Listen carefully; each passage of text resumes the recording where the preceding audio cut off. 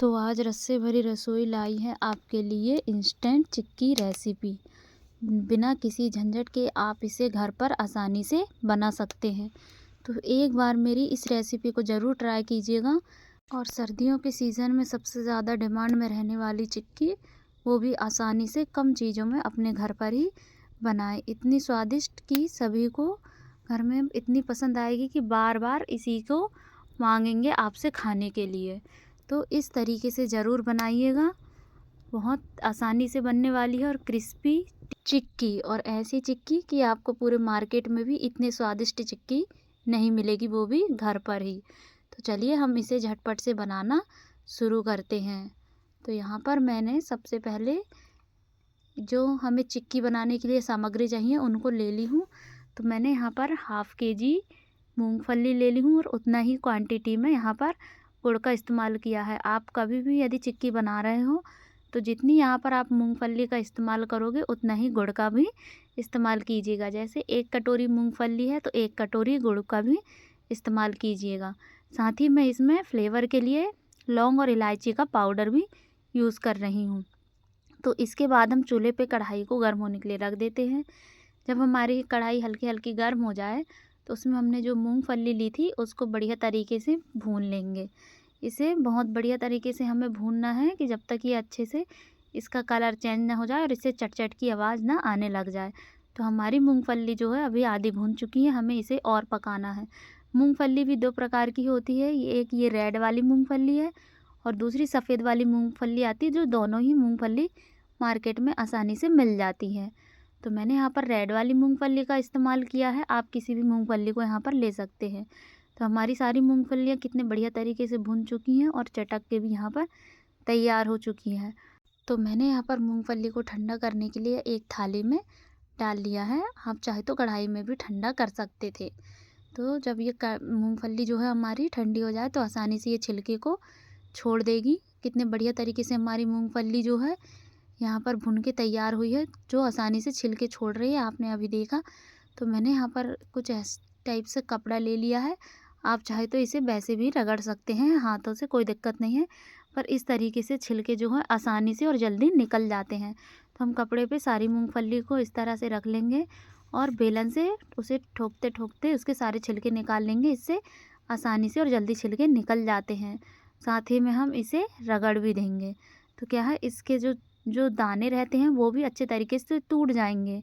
तो आप देख सकते हैं कितने बढ़िया तरीके से जो है हमारी मूंगफली के छिलके जो हैं सारे निकल चुके हैं।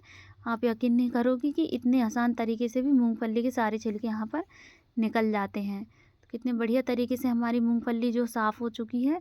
मैंने इसे एक सूपे में बढ़िया तरीके से इसके सारे छिलकों को अलग कर दी थी। यदि इसमें 1-2 छिलके रह भी जाए तो कोई दिक्कत नहीं है, ये सब बढ़िया तरीके से बन के तैयार होती है। तो यहाँ पर हमारी मूंगफली भी तैयार है। अब मैंने फिर से चूल्हे पे उसी कढ़ाई को गर्म होने के लिए रख दिया था। साथ ही में मैंने यहाँ पर 1 चम्मच घी डाली हूँ, आपके सामने है। जब हमारा घी अच्छे से गर्म हो जाए तो हम इसमें गुड़ को डाल देंगे और अच्छे से मेल्ट होने देंगे। तो यदि आप यहाँ पर घी का इस्तेमाल नहीं करना चाहते तो ये पूरे तरीके से ऑप्शनल है, पर घी से क्या है, बढ़िया तरीके से हमारी जो चिक्की है बन के तैयार होती है और जल्दी से निकलती भी है। तो गुड़ को आप कभी भी फोड़ कर ही लीजिएगा। यहाँ पर मैंने इसका एक टुकड़ा ज़्यादा बड़ा रह गया था, पर कढ़ाई में जाते ही गर्म होने के बाद गुड़ आसानी से मेल्ट हो जाता है। तो हमें बढ़िया तरीके से गुड़ को मेल्ट कर लेना है। साथ ही में आप यहाँ पर आपके हिसाब से पानी ले लीजिएगा। मैंने यहाँ पर कम से कम आधा कप से भी कम पानी का इस्तेमाल की हूँ। और बहुत बढ़िया तरीके से हमारी जो गुड़ की चाशनी है बन के तैयार हुई थी। हमें इसे बढ़िया तरीके से पका लेना है। हमें बहुत थिक गुड़ का यहाँ पर जो पेस्ट है उसको लेना है। तो ये अभी हमारा गुड़ जो है आधा सा पका हुआ है। तो साथ ही में हम इसमें जो लौंग और इलायची का पाउडर लिए थे उसको भी हम इसमें ऐड कर देंगे। मैंने 2 बार इस चिक्की को बनाया है, क्योंकि मेरी जो मूंगफली की क्वांटिटी थी बहुत बहुत ज़्यादा थी, क्योंकि हाफ़ केजी थी। तो मैंने जब तक हमारा गुड़ मेल्ट हो रहा है तो यहाँ पर 2 थाली और 1 बेलन में मैंने बढ़िया तरीके से घी को प्रेस कर लिया है। तो हमारा गुड़ जो है बढ़िया तरीके से मेल्ट हो चुका है। यहाँ पर इसकी कंसिस्टेंसी आप देख सकते हैं। अब हम इसे एक पानी के बर्तन में चेक करेंगे। चेक करने से क्या होगा, जब इस पानी में डालते ही जो गुड़ की जो चाशनी रहती है वो एक पत्थर जैसे हो जाती है। कितनी बढ़िया तरीके से हमारी चाशनी जो है पत्थर के जैसे जल्दी से सेट हो गई है। तो इसका मतलब है हमारा गुड़ जो है चिक्की बनने के लिए एकदम तैयार है और परफेक्ट है। तो अब हम इसमें मूंगफली को ऐड कर देंगे। मैंने आपको बताया कि मैंने हाफ़ केजी मूंगफली का इस्तेमाल यहाँ पर 2 बार चिक्की बनाने में किया है। तो फर्स्ट बार में मैंने यहाँ पर 1 कटोरी मूंगफली का इस्तेमाल किया है, फिर बाकी बची हुई मूंगफली की मैंने दूसरी थाली में बनाया है। तो इस तरीके से हमें यहाँ पर चिक्की को बना लेना है। आप देख सकते हैं कितने बढ़िया तरीके से हमारे गुड़ की चाशनी से तार जैसे धागे निकल रहे हैं।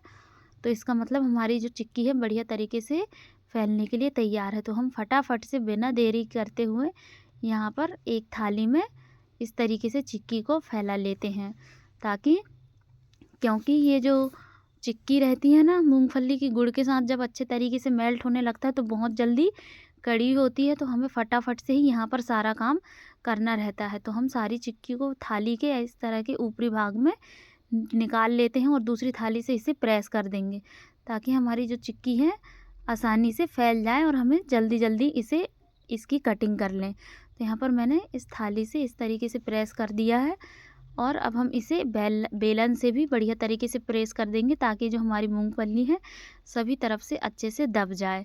तो आप देख सकते हैं इसके किनारे कितने से सख्त हो गए हैं, मतलब ये जल्दी से बन जाएगी। तो हम इस तरीके से बेलन से यहाँ पर इसे प्रेस कर देंगे और निशान जैसे चाकू से यहाँ पर हम लगा देते हैं, ताकि बाद में जब हम इसकी कटिंग करें तो आसानी से हमारी चिक्की है जो है निकल जाए। अभी आपको दिख रहा है कि इसके किनारे कितने क्रिस्पी दिख रहे हैं और कटने में भी जो है थोड़ी सी दिक्कत हो रही है। तो आप फटाफट फैलाने के बाद इसमें निशान बना लेना दोस्तों, क्योंकि फिर बाद में जो चिक्की कड़ी हो जाती है तो उसे सही शेप दे पाना बहुत मुश्किल होता है। तो मैंने इस तरीके से यहाँ पर चाकू से कट के निशान लगा लिए थे।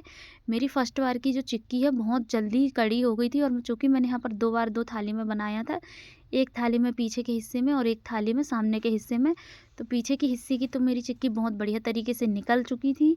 तो यहाँ पर मैंने ये सामने साइड की चिक्की को आपको अभी निकाल कर दिखाती हूँ इस तरीके से चाकू से। तो कितने बढ़िया तरीके से हमारी जो चिक्की है थाली को कितने बढ़िया तरीके से यहाँ पर छोड़ रही है। बिल्कुल आप भी इसी तरीके से ट्राई कीजिएगा, बहुत बढ़िया तरीके से बनकर यहाँ पर चिक्की तैयार हो रही है और कितनी क्रिस्पी दिख रही है, बिल्कुल मार्केट जैसी, और स्वाद मार्केट से भी अच्छा है। तो आप इसे बेहतर होगा कि घर पर ही बनाकर खिलाएं। तो आपको मेरी ये रेसिपी कैसी लगी मुझे कमेंट में ज़रूर बताएं।